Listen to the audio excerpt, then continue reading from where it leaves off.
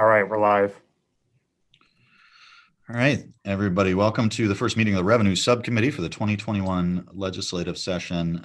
I choose a couple relatively easy bills, I think, for us on this first meeting so we can get used to doing subcommittee in Zoom. Just, some for the good of the order conversation first. And if you have any questions, feel free to ask them. I think we are on schedule to probably have about the same number of bills as last year, although I expect our workload will be a little bit different than it was last year.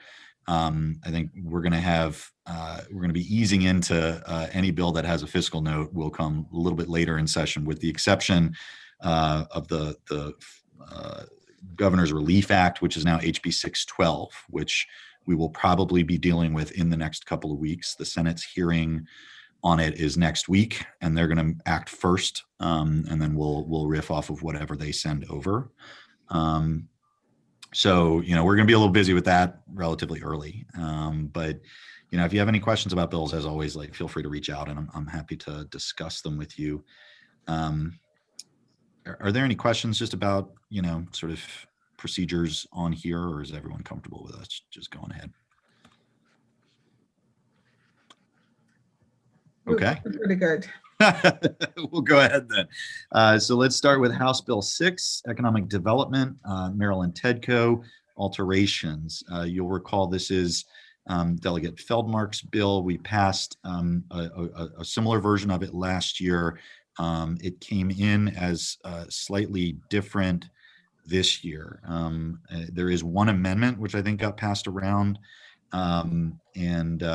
First of all, any questions on or discussion on the bill itself before the amendment?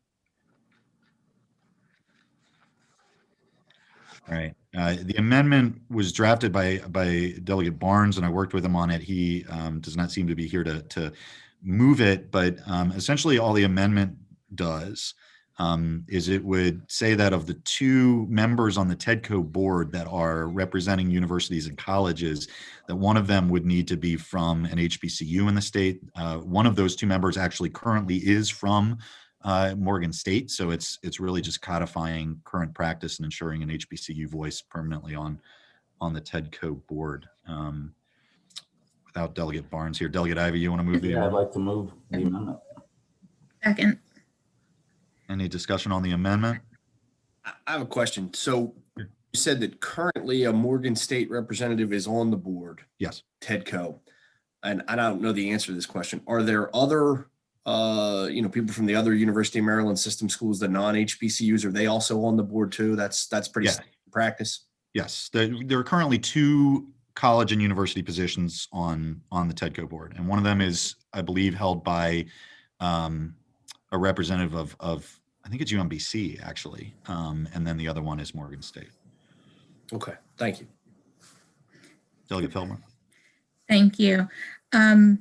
So I fully support this amendment, and actually following the hearing and the questions that were raised, had requested a similar amendment. The one difference in the wording of the amendment that I got, and I did not bother submitting it because I saw this one come through before back from the amendments office, but looking at them more closely, the one difference in the way my amendment was drafted was it said at least one of whom, and my thinking on that was this, and I think Delegate Barnes is now on, if someone is a strong candidate, I do not think they should be excluded if they happen to represent an HBCU and there happens to already be a member from an HBCU on the board. And I understand kind of wanting to keep a balance of one of the two, but if there were a time when two members representing HBCUs might just happen to overlap in their terms, I wouldn't want that to be prohibited or excluded. So that's why I had included the at least, and I don't know if, I don't feel strongly one way or the other. And Delegate Barnes, I'm sorry, I tried to text you just a little bit ago. I don't know if you got that message yet. You're muted, Delegate Barnes. Yeah, I'm sorry. I was trying to find the link to get onto this. Hey, no problem. We're in Zoom land now. Yeah, I apologize. No, you're good. And I'm taking it where we're speaking on House Bill 006. Yeah, and we had started discussing your amendment if you'd like to go ahead and move it. Right. What was the discussion? I'm sorry. So Delegate Feldmark's point was the language right now says one of whom, and I think she's suggesting to clarify that to at least one of whom. George, I don't know if you have any comments from a drafting perspective.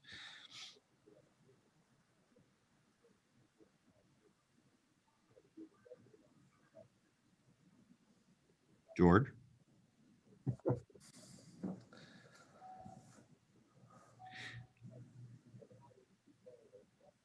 All right. Edith, you raised your hand. What were you going to say? Thank you.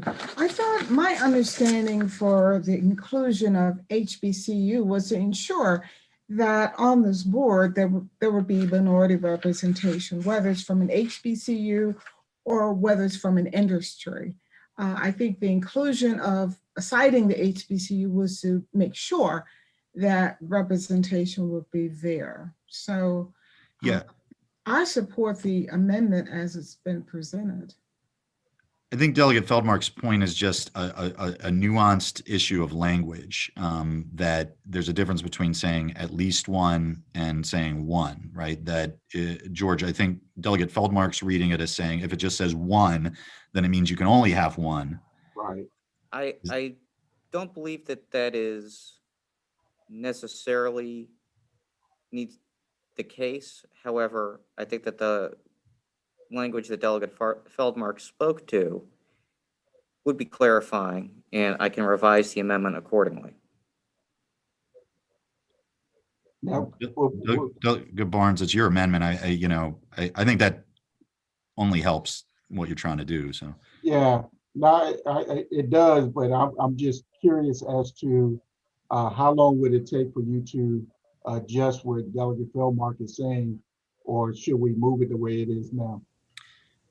I think George can make it as we can do it verbally right now, and then before it's submitted to full committee for a vote, we'll be able to.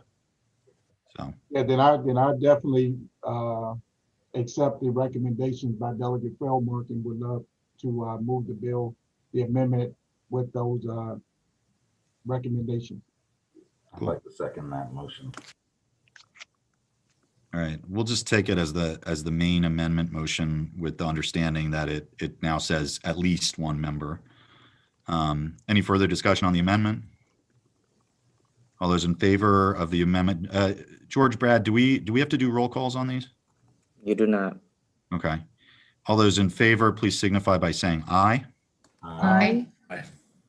Thank you, Jason. All opposed, signify by saying no.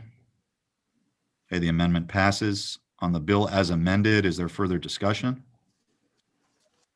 Is there a motion? Move favorable. Second. All those in favor of favorable report on HB 6 signify by saying aye. Aye. Aye. Any opposed? Any abstentions? All right. Our second and final bill for today is a bill that is familiar to all of us. This year it is House Bill 358. It is Delegate Wilson's bill adding an income tax checkoff for the Maryland Veterans Trust Fund, which, as you know, our committee has passed, I think, at least the last 2 years. And, we'll see if the Senate deals with it this year. Is there any discussion or motion on the bill? Move favorable. Second. Second. Any discussion? All those in favor say aye. Aye. Any opposed? All right, the motion is favorable. And that's subcommittee for today. Good work, everyone. We are efficient. A lot of hard work. Yeah, right. We'll see you all in full committee voting session a little bit, okay? All right, Great. thanks.